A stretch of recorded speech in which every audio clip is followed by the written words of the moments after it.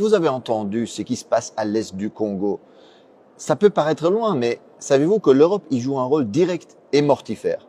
Alors commençons par le début. À l'est du Congo, au Kivu, la frontière avec le Rwanda, la guerre a causé environ 6 millions de morts. Certains estiment d'ailleurs que la moitié de ces morts seraient des enfants, imaginez-vous. Alors aujourd'hui, on parle surtout du groupe dit rebelle du M23 qui déstabilise la région. Et en fait, avec l'aide du Rwanda, ce groupe occupe aujourd'hui une partie du territoire congolais. Et le rôle du régime rwandais est fondamental. Les Nations Unies ont constaté que le Rwanda ne livre pas seulement des armes ou de l'argent, mais a même des soldats sur place. Le secrétaire général des Nations Unies, Antonio Guterres, a d'ailleurs appelé le régime rwandais de Kagame à cesser de soutenir le M23 et à se retirer du territoire de la République démocratique du Congo. Parce qu'il s'agit vraiment en fait d'une violation de la souveraineté du Congo et du droit international. Et que va chercher le régime rwandais en République démocratique du Congo? En fait, cette région est hyper riche en minerais, ressources naturelles, notamment le cobalt et le coltan. Ce sont des minerais essentiels pour les multinationales européennes qui servent entre autres pour les smartphones, les batteries, mais qui sont aussi utilisés dans l'industrie de la défense, dans la transition verte, l'aéronautique. Et donc, le Kivu contient 60% des réserves mondiales de coltan à lui tout seul. Imaginez-vous l'importance stratégique de cette région. En d'autres mots, la guerre, les massacres, la déstabilisation à l'est du Congo arrangent bien ceux qui veulent voler les richesses naturelles, les matières premières du Congo. Et sans surprise, un groupe d'experts des Nations Unies a constaté qu'en 2023, le Rwanda a enregistré une hausse sans précédent de ses exportations de coltan, une augmentation de 50% par rapport à l'année précédente. Et chaque mois, par exemple, le M23 fait passer en contrebande 150 tonnes de coltan de la localité congolaise de Rubaya, occupée par eux, vers le Rwanda. C'est un pillage sans équivalent. C'est vraiment incroyable. Et certains qui regardent la carte me demandent, mais Marc, comment est-ce possible qu'un pays relativement petit comme le Rwanda est capable de déstabiliser de manière si durable le Congo qui est beaucoup plus grand? Le Congo, c'est presque 2/3 de l'Europe, c'est 4 fois la France, 80 fois le territoire de la Belgique. Ben c'est qu'évidemment, ce n'est pas que le Rwanda, ce n'est pas qu'une question entre Congo et Rwanda, c'est que le Rwanda reçoit le soutien de l'Occident, des États-Unis, mais aussi de l'Europe.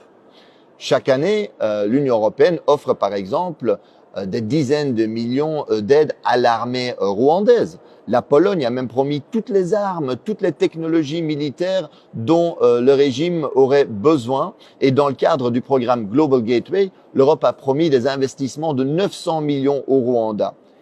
Et cerise sur le gâteau, en février 2024, l'Union européenne a signé un protocole d'accord privilégié sur les matières premières avec le Rwanda. Et cela tandis que nous savons que le Rwanda va voler des matières premières au Congo. La Commission européenne, en fait, a été signé cet accord et a encouragé le Rwanda à piller, à intensifier le pillage des richesses congolaises. Regardez bien la chronologie. En fait, en février 2024, la Commission européenne va signer cet accord sur les matières premières avec le Rwanda.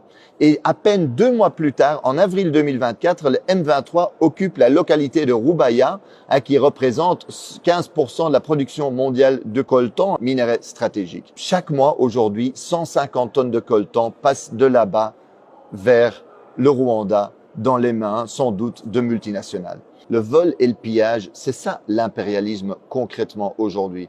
Et d'ailleurs, il y en a qui rêvent d'occuper durablement l'est du Congo en coupant le Congo en petits bouts. C'est ce qu'on appelle communément la balkanisation pour mieux voler les richesses et les ressources du Congo au profit des multinationales occidentales. Dans le Financial Times, l'expert Jason Stearns est clair. Cette guerre pourrait se terminer relativement rapidement. Il rappelle qu'en 2012, en fait, le M23 avait été battu.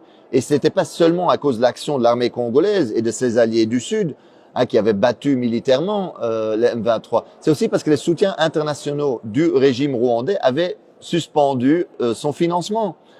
Et que donc eux ils avaient dit voilà, à cause du rôle que vous jouez au Congo, on va plus vous financer. Barack Obama avait appelé Kagame pour lui dire d'arrêter le M23.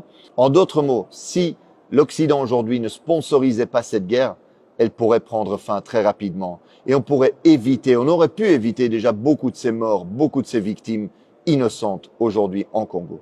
L'impérialisme aujourd'hui, le vrai visage de la politique étrangère et commerciale européenne en Afrique, c'est ça.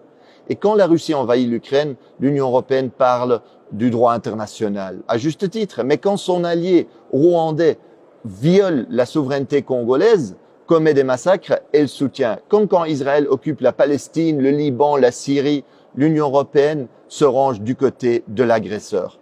Alors aujourd'hui, faisons pression sur les dirigeants européens parce que ce n'est pas acceptable que l'Europe joue ce rôle-là.